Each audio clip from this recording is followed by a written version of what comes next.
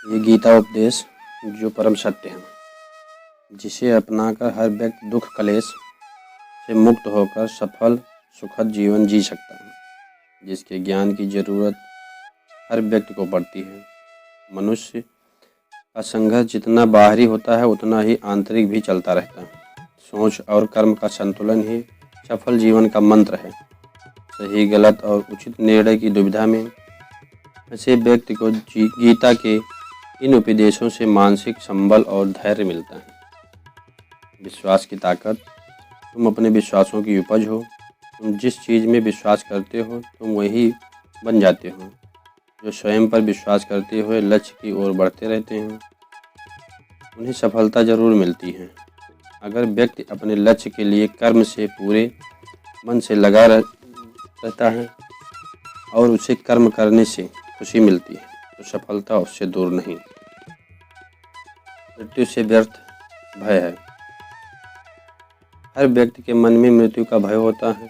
इस संसार का जब से निर्माण हुआ है तब से मनुष्य जन्म मृत्यु का चक्र चलता आ रहा है। यह प्रकृति का नियम है। यह सत्य और स्वीकार करके भय मुक्त होकर आज में जीना चाहिए। किसी को भी आने वाले पल के बारे में कुछ नहीं पता होता, लेकिन इस संशय में भयभीत रहने से जीवन नहीं जिया जा सकता। कर्म सबसे ऊपर आता है। श्री कृष्ण अर्जुन से कहते हैं व्यक्ति अपने कर्म के लिए ही पैदा हुआ है और बिना कर्म किए कोई रह नहीं सकता। फल की चिंता करना व्यर्थ है, क्योंकि इससे मनुष्य का मन काम से भटकने लगता है। किसी कर्म से सफलता नहीं मिलती तो क्या हुआ, असफलता भी ज्ञान के लिए द्वार खोलती है। अगर बिना फल की चिंता किए कर्म करते रहोगे तो सफलता और मन की शांति जीवन भर तुम्हारा साथ नहीं छोड़ेगी। जो कर्म से विरक्त होकर अपने कर्म करता जाता है उसका आध्यात्मिक ज्ञान बढ़ता जाता है। हमेशा स्वार्थी होना गलत है। जो व्यक्ति हमेशा स्वार्थ प्रेरित होकर फल की चिंता करते हुए कर्म करते हैं और सिर्फ फल ही उन्हें कर्म करने को प्रेरित करता है, इससे लोग दुखी और बेचैन रहते हैं, क्योंकि उनका दिमाग हमेशा इसी उलझन में फंसा रहता है कि उन्हें क्या फल मिलेगा। स्वार्थी व्यक्ति सुखी नहीं रह पाता और ऐसे व्यक्ति में से कोई भी संबंध नहीं बनाना चाहता। इसलिए व्यर्थ से उठें, स्वार्थ से उठें और दूसरों का हित भी सोचें। क्रोध से सबका नुकसान होता है। क्रोध या गुस्सा करना व्यक्ति के दिमाग में उथल पुथल पैदा कर देता है। आवेश में विवेकहीन होकर कई बार व्यक्ति अपना ही नुकसान कर बैठता है, या तो फिर अपनी ही मानसिक शांति को भंग करके खुद को उनका कष्ट देता है या नष्ट कर देता है। क्रोध की अग्नि में बुद्धि और तर्क नष्ट हो जाता है और व्यक्ति बिना विचार किए बस अपने अहम की तुष्टि करने वाले काम का करता रहता है। गुस्सा व्यक्ति की विचार शक्ति को पंगु बना देता है और भ्रम पैदा करता है। मन पर कंट्रोल करना जरूरी क्यों है? मन का स्वभाव है, ये आसानी से भटक जाता है। अगर जीवन को सफलता की दिशा में ले जाना है तो मन को काबू करना बहुत ज़रूरी है। लेकिन कहते हैं बार बार प्रयास करने से धीरे धीरे चंचल मन को वश में किया जा सकता है। मन को वश में करने से दिमाग की शक्ति केंद्रित होती है, जिससे कार्यों में सफलता मिलने लगती है। अगर मन को वश में नहीं किया गया तो ये सबको या आपका सबसे बड़ा दुश्मन बन सकता है। भगवान से कोई छोटा बड़ा नहीं। इस संसार में ईश्वर कई रूपों में जाना जाता है। इसमें से कोई भी व्यक्ति या भगवान छोटा या बड़ा नहीं है। परमात्मा का हर रूप समान है। जैसे हर नदी अंत में सागर में जाकर मिलती है, वैसे ही हर धर्म मत और संप्रदाय की धाराएं परमात्मा रूपी समुद्र में समा जाती हैं। यह संसार परमात्मा का ही स्वरूप है जो हर कण में विद्यमान है। कर्तव्य पालन जरूरी है। भगवान श्री कृष्ण अपने उपदेश में कहते हैं कि हर व्यक्ति को अपने कर्तव्य का पालन करना चाहिए। यही धर्म है। अगर अपने कर्तव्य का पालन नहीं किया जाता है तो मन में अशांति और दुख प्राप्त होता है। अपनी पसंद नापसंद, मोह, बैर को किनारे रखकर अपना कर्तव्य करो। किसी अन्य व्यक्ति का कर्म आपको कितना भी आकर्षित करे, उसके प्रलोभन में ना आए। कष्ट में रहते हुए भी अपना कर्म करना दूसरों की नकल करने से श्रेष्ठ है। अपने कर्म और कर्तव्य का पालन ही जीवन का सही मार्ग है, क्योंकि कर्म करना अकर्मण्यता से बेहतर होता है। कर्तव्य से दोष देख कर पीछे ना हटें, क्योंकि हर कर्म में कोई ना कोई छोटा बड़ा दोष हो जाता है। जैसे अग्नि के साथ धुआं भी होता है। सदैव कर्म करो, कर्म से पहले विचार करो, लेकिन बहुत ज़्यादा विश्लेषण मत करो। अधिक विश्लेषण संशय और अकर्मण्यता पैदा करता है। ध्यान करने से परमात्मा को अनुभव किया जा सकता है। श्री कृष्ण कहते हैं कि शारीरिक कर्म से ज्ञान का उच्च मार्ग और ज्ञान मार्ग से ऊपर ध्यान मार्ग। ध्यान मार्ग से बढ़ने से ईश्वर को अनुभव किया जा सकता है। जो व्यक्ति मन और इंद्रियों को शांत करके पूर्ण रूप से अपना ध्यान भगवान में लगाता है, उसे ईश्वर का ज्ञान और अस्तित्व अवश्य अनुभव होता है। जो हर जगह हर जीव मनुष्य में ईश्वर को देखता है, उसके हित में लगा रहता है, उस पर परम पिता परमेश्वर अवश्य कृपा करते हैं। ज्ञान मार्ग हो या भक्ति मार्ग हो, समर्पण प्रेम विश्वास ही आपको ईश्वर के प्रकाश की ओर ले जाता है। भगवान की पूजा बहुत से लोग करते हैं, लेकिन उनको शांति क्यों नहीं मिलती? क्योंकि भगवान आपके मन में निवास करता है। उसे पता है कि आपका भाव क्या है। अधिक शक करने वाला कभी खुश नहीं रहता। श्री कृष्ण जी कहते हैं कि संशय शक करने वाले का विनाश हो जाता है, इसलिए संदेह करने से बचें। अधिक संदेह करने से मन की शांति भंग हो जाती है और व्यक्ति भ्रमित हो जाता है। भ्रमित होकर अपने संबंधों को नष्ट कर डालता है। जिसे शक करने की आदत पड़ जाती है, उसे इस लोक या परलोक में भी शांति नहीं मिलती। सत्य की खोज ठीक है, लेकिन बिना सच जाने कल्पनावश होकर संदेह करने का अंत दुख कलेश पश्चाताप के रूप में होता है। अति करने से बचें। जीवन में संतुलन बहुत जरूरी है। किसी भी चीज़ की अति करना अच्छा नहीं होता है। जैसे सुख आने पर प्रमाद करना और दुख आने पर निराशा में डूब जाना, दोनों ही गलत हैं। संतुलित जीवन की गति और दिशा को बाधित करता है, जिससे अनावश्यक कष्ट और दुखों का जन्म होता है। जिसके मन, विचार और कर्म में संतुलन है, उसे ज्ञान मिलता है और ज्ञान से ही सदा के लिए शांति संतुष्टि मिलती है। सही कर्म से ज्ञान और मुक्ति संभव है।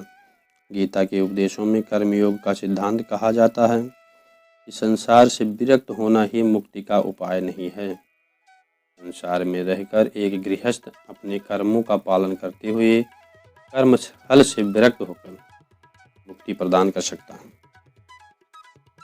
सही विचार और उचित कर्म भी आसक्ति को खत्म करने में सक्षम हैं। अच्छे कर्म कभी व्यर्थ नहीं जाते, चाहे ये दुनिया को हो या परलोक हो। ज्ञान और कर्म एक है। एक अज्ञानी कर्म और ज्ञान को अलग अलग समझता है, लेकिन एक ज्ञानी जानता है कि दोनों एक ही हैं। लोग ज्ञान की बातें तो करते हैं, लेकिन उसका पालन नहीं करते। बिना पालन किए ज्ञान करो या ना करो, ज्ञान का अनुभव नहीं होता। गीता कहती है कि ज्ञान पढ़ने की नहीं बल्कि अनुभव करने की वस्तु है, और बिना अनुभव किए कर्म किए नहीं मिलता। इच्छा सुखों का मूल है। इस संसार में जितनी भी चीज़ें सांसारिक सुख की श्रेणी में आती हैं, उनकी एक शुरुआत और अंत जरूर होता है। इस सांसारिक सुखों का अंत दुख, कष्ट और दुर्गति के रूप में होता है। इच्छाओं का अंत नहीं है। एक पूरी होती है तो दूसरी इच्छा आ जाती है। हर इच्छा से प्रेरित होकर कर्म करना गलत है, क्योंकि ऐसे तो अनुचित कार्य भी होंगे। इच्छाओं से विचलित ना हो, उन्हें एक विरक्त दर्शक बनकर देखो और वे चली जाएंगी। भगवान ही सबसे बड़ा सहारा है। परमपिता परमेश्वर ही एकमात्र हमारे आधार हैं और अपने हैं। इस संसार में कोई भी अकेला नहीं है। ईश्वर में विश्वास रखते हुए जो मनुष्य कर्म पथ पर बढ़ता जाता है वो सदा शांति, सुख और मुक्ति पाता है। भूत और भविष्य की चिंता करना व्यर्थ है। वर्तमान ही सत्य है। जो भी पूर्ण समर्पण से ईश्वर की शरण में आता है, परमात्मा उसका कल्याण अवश्य करते हैं। जय श्री कृष्णा, जय श्री भगवान। हर किसी व्यक्ति के जीवन में एक ऐसा पल आता है जब उसे सही गलत की पहचान भूल जाती है, या यूँ कहें कि उसे समझ नहीं आता कि उसे क्या करना चाहिए। इसे में कहा जाता है कि इन सभी समस्याओं का समाधान केवल एक ही जगह मिल सकता है, वो है जो श्रीमद् भागवत गीता। जी हाँ, कहा जाता है कि इंसान को अपने जीवन में कैसे भी असफलता का सामना करना क्यों न पड़े, अगर इसमें दिए गए श्री कृष्ण के उपदेशों का वो अपना लें तो उसका जीवन सुधर जाता है। मगर आजकल के भागदौड़ भरी इस जिंदगी में किसी के पास इतना समय नहीं कि इसे पढ़ सकें और ज्ञान प्राप्त कर सकें। ऐसे में हम आपको अपनी वेबसाइट के या अपने यूट्यूब माध्यम से समय समय पर कई ऐसी नीतियों के बारे में बताते हैं। इसी कड़ी में आज हम आपको बताने वाले श्री कृष्ण द्वारा बताई गई कुछ बातें ही आपके जीवन के बारे में समझाना प्रत्येक मनुष्य के लिए बहुत लाभदायक साबित हो सकती है। श्री कृष्ण जी कहते हैं कि प्रत्येक व्यक्ति को ब्रह्म मुहूर्त में उठना चाहिए। संध्या होने के बाद जब रात्रि का अंधकार सारे संसार को धीरे धीरे अपने अंधकार में निकलने लगता है, तो उसी अंधकार ब्रह्म मुहूर्त में भोर होने से ठीक पहले अधिक काला हो जाता है। एक ऐसा ही होता है मानव जीवन।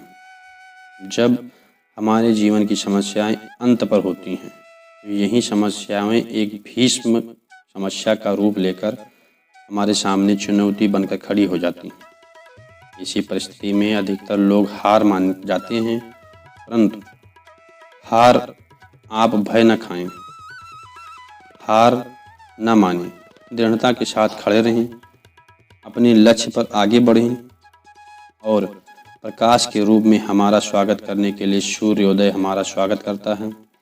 बरगद का वृक्ष जितना विशाल होता है उतना ही दृढ़ होता है। पतझड़ में भी वो सूख जाता है परंतु दुर्बल नहीं होता, ना ही टूट कर गिरता है।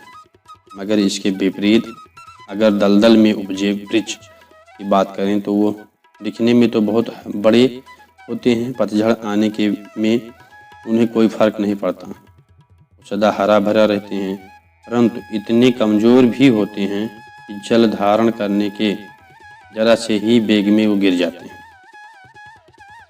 मगर क्या आपने ये कभी सोचा है कि ऐसा क्यों होता है? इसका कारण क्या है? इसका कारण है जड़ें, जिसकी जड़ें दृष्ट भूमि में होकर अगर हर प्रकार की ऋतुओं को या ऋतुओं को सह लेती हैं, उनके विपरीत जिसकी जड़ें दलदल में हों अपने आप को उन जड़ों के अनुरूप दुर्लभ बना लेता है। कुछ ऐसा ही होता है मनुष्य जो अधर्म, असत, कुकर्म पर उपजा होता है। वो समय की इस मार भी नहीं सह पाता। जो भी मनुष्य सत्य से उपजा है वो अपने जीवन की हर समस्या को पार कर जाता है, जिसका अर्थात ये हुआ कि ये आप पर निर्भर करता है कि आप क्या बनना चाहते हैं। हमारे जीवन में मित्र और शत्रु बड़ा महत्व रखते हैं। अगर गंभीरता से सोचा जाए तो कोई भी ऐसा क्षण नहीं जब हम अपने मित्रों और शत्रुओं के बारे में न सोचें। हमारा हर कार्य या तो हमारे मित्रों के हित के लिए होता है या अहित के लिए होता है। हम हर स्थान पर अपने मित्रों के साथ होते हैं या शत्रुओं के साथ होते हैं। कोई नहीं चाहता कि उसका शत्रु खुश ना रहे, बल्कि प्रत्येक व्यक्ति चाहता है उसका नाश हो जाए, जिसके लिए वो उसे हर तरह से हानि पहुंचाने की भी कोशिश करता रहता है, परंतु एक ऐसा ही मंत्र है जिसे अपनाकर आपके उपरोक्त काम नहीं करने पड़ेंगे और अपने सारे शत्रुओं का नाश भी हो जाता है। वो मंत्र शत्रु को मित्र बनाना है। जी हाँ, अगर आप अपने सारे शत्रुओं को अपना मित्र बना लें, जीवन सुखद और सरल हो जाएगा।